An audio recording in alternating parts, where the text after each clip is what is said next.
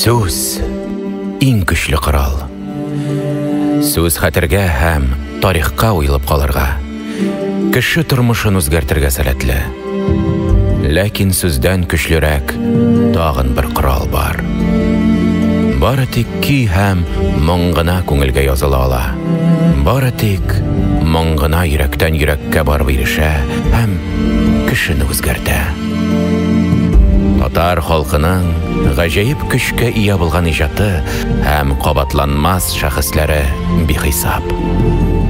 Ә бөек шәхесләребезнең иҗатын тою, аның бер өлеше булу олы бәхет. Алар калдырган мирасны кабул итәргә сәләтле икәнсең.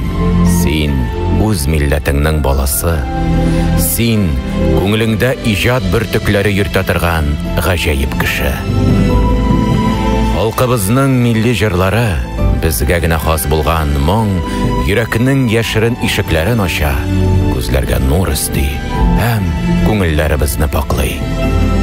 Кабатланмас мирасыбызга якын килгәндә генә вакыт дигән төшенчә юкка чыга.